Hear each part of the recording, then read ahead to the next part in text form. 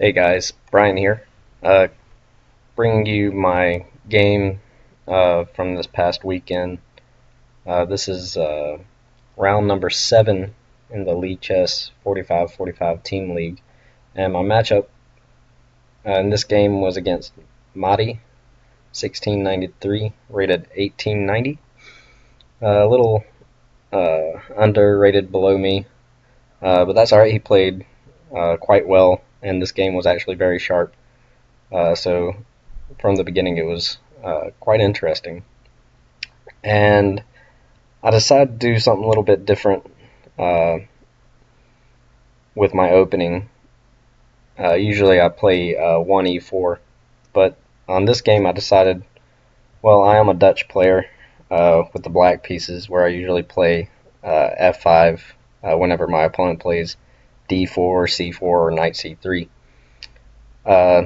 So basically what I wanted, my original intentions were to get a reverse Dutch, well, a Dutch position, but with the white pieces. But my opponent had other things in mind. So here opened up with f4, and he surprised me a little bit with his move by playing e5. And here I have two options.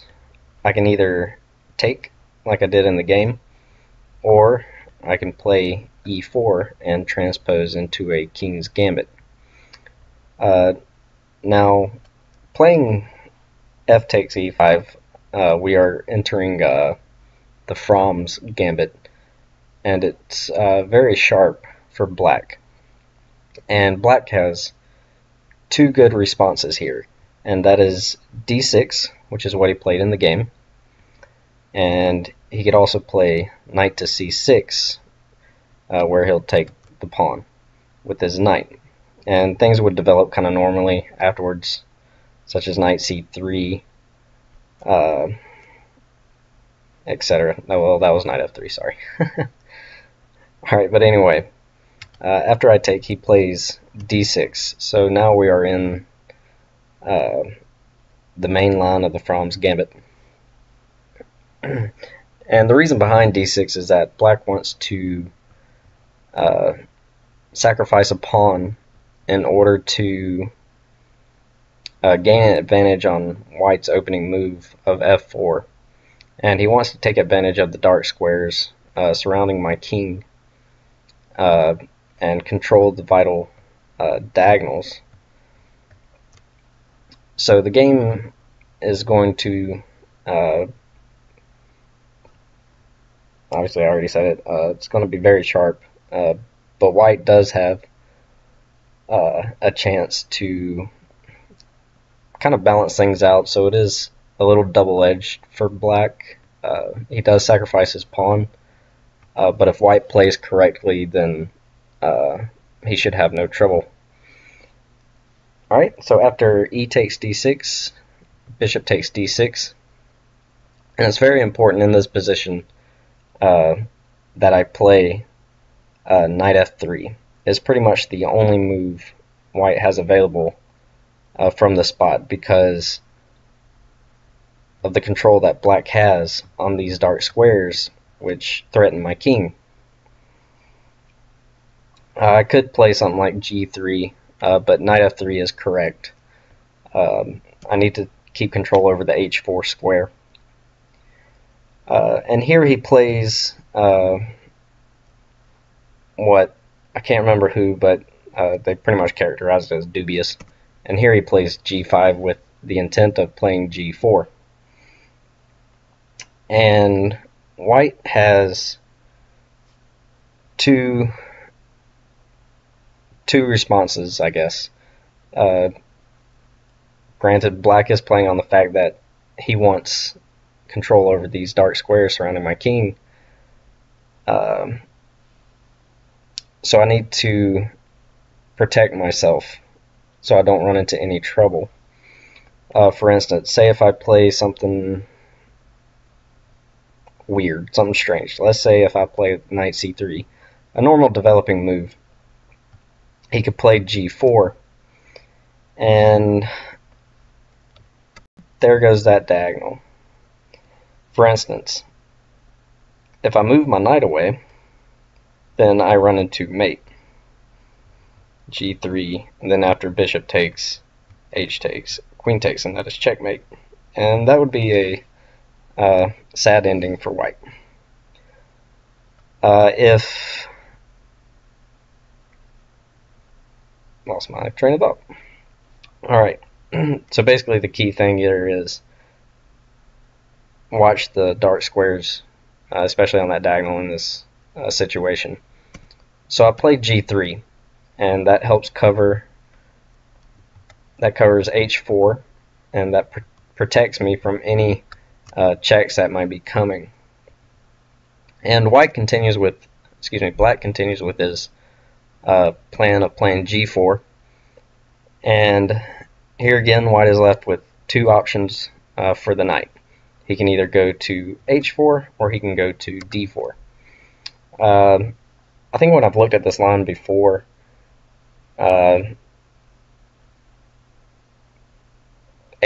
is the more reasonable move. However, I don't think there's anything wrong with D4.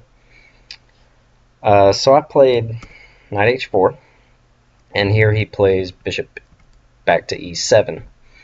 So he spent 2 tempo moving his bishop and still trying to threaten taking on H4 and checkmating me. But that's not going to particularly fly. So here I played the wonderful knight to G2. It's the only way to really defend. Well, I could play bishop G2 and just ignore the fact, but this runs into some issues after bishop takes, pawn takes, and queen takes. And then I have to move my king, and suddenly my king is kind of out in the open, so it wouldn't be too easy to relieve myself from these nuances. So I played knight G2, just kind of getting away from it all. And plus, how often do you get to play knight G2? It's just a funny square for the knight. And it kind of blocks the square where the bishop could go. But it kind of holds everything together for white. And here he plays B6. And his intention here is to come to B7 with his bishop and place some tension on this diagonal. However, after I play E4, there's no longer any issues going on here. And here, black still continues to threaten to roll white over with his kingside attack. And this is all based because I played one F4. So H5. And here I played D4, so I'm taking over more space in the center. I'm still a pawn up, so my position is quite good. I just need to develop and get my pieces on good squares. That way I can get my king to safety. Alright, and bishop B7. Here I played bishop to D3. And notice that he cannot take my D pawn with his queen, because after queen takes D, then I have this nice little check, and suddenly his queen is dropping. There's no way to save the queen. So after bishop to D3, he attacks my center and attacks along this diagonal. For another time. That is a terrible arrow. Let's try that again. There we go. Alright, and I'm just simply going to defend and develop a piece. So knight C3, and he follows up with knight to F6. So he develops a piece himself and adding more pressure onto E4. However, it's not that easy to take. So after knight f6, I play queen e2, defending my e-pawn yet again. And here I was wondering, well, maybe he could take. However, after queen takes d4, I gain a tempo by attacking his queen, and his queen needs to go somewhere. So let's say he goes to b4, and then I get my king over into safety. And all of a sudden, you can see that all my pieces are decently developed, except for my knight on g2. My king is safe, and his king is exposed in the center, and he doesn't really want to castle kingside because all of his pawns are advanced. So his only chance is to really go queenside. However, my pieces are way more active, so he does need to be a little cautious there. Alright, so here he plays, well, excuse me, so he plays knight c6, attacking my d4 pawn. So there is still some more tension going on in the center, and I still have to worry about this diagonal.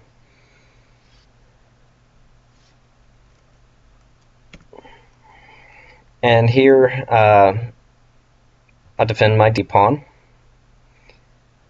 and now he plays knight takes d4, which is correct. Now there's no tricks going on there, so I am dropping a pawn. And after bishop takes and queen takes, I quickly get my king into safety. And so now we have this interesting part of the game where I'm fully developed and my king is pretty secure on the queen side, whereas his king is still kind of stuck in the center. However, he goes ahead and castles. The computer suggests queen to e5. I guess this is just to get away from the discovered attack on his queen with my rook. And here I kind of play a inaccurate move, kind of a mistake. I played bishop to a6. I couldn't figure out what to do. And the point of it was to trade off his light squared bishop, just so I can get rid of some of this tension that's going on. I'm terrible at drawing arrows. Get rid of some of this tension that is going on in this diagonal. However, the correct move should have just been to push the pawn to e5.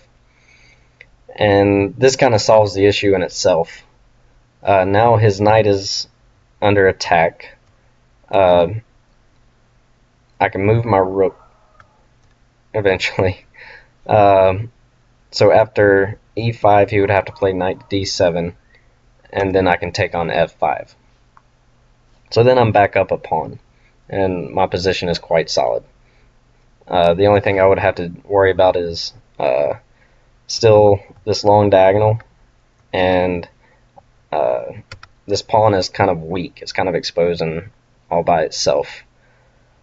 However, if he does take queen takes e5, then there is this line where I can just take his queen, and he can't move his knight because it's pinned to the king. And I actually didn't see all of that. So I'm sure if I calculated a little bit further, I probably would have seen it in game. But that's actually quite nice. Alright, so back to the game after bishop to a6, which pretty much equalizes the position. He plays queen e5, kind of getting away from everything, getting away from the attack by my rook. And I decided to take, and king takes, and now I take. So now we're just going through a bunch of exchanges. Queen takes, knight takes, and here he plays knight e4. And so, as you can see, that this position has become quite dry, as opposed to a few moves ago where there was, prior to bishop a6, there was a lot of interesting tactics going on. There's a lot of tension in the center. But now that all the pieces are traded off, there's really no sting going on. So here I developed a rook to help protect my f-pawn. And basically what I'm hoping is that I can use this f-pawn as my trump card and push it down the board later.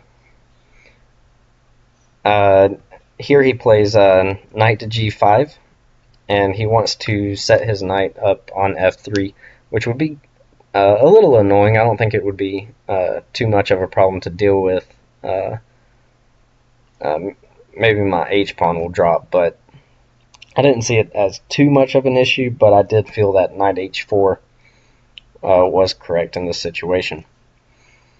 And after knight h4, as you can see, it guards f3 and it protects my f-pawn, as well. It has the idea of coming into g6. So there are some interesting ideas behind that move. So he plays bishop c5, and now I felt that it was necessary to kind of give my king some breathing room, get away from his threat of this bishop to e3 check. Instead of playing king to b1, I'd much rather have it on c2, where it's closer to the center of the board. Because the queens are off the board, it makes sense to have the king closer to the center. Alright, so I played c4, and here he plays rook to d8, attacking my knight on e2, so I moved my knight. And after rook f8, I decided to invade his 7th rank, and I played rook to d7. And here he plays king to c6, and I double up on the d file. Notice that I'm kind of in control of the position. He can't really come into e2 because my knight guards it. F-pawn is pretty defended. Any check that he gives, I can just move my king up to c2. So I'm feeling quite okay now. And here he plays knight f3, and I think this is a little inaccurate. Instead of knight to f3, he probably should cut off the circulation between my two rooks and play bishop to d6. And that way I would have to move my rook away, probably to rook to g7. It's the only square it can go. And then after knight f3, it still looks okay for white. It's not winning, but it's decent enough, and black himself does have some chances here. So I think that was his best bet. So after knight f3, I played knight to b5, and I have this threat of mate in 1. After rook takes c7, it's checkmate. So he needs to deal with this and figure out what he can do. Since his king is on c6, it has no escape. The only escape it does have is b7. But here my opponent decided to play bishop to d6, and this loses immediately. Black just lost with this move. The correct way to respond would have been to play rook to e7. And this was black's only chance to continue to play on.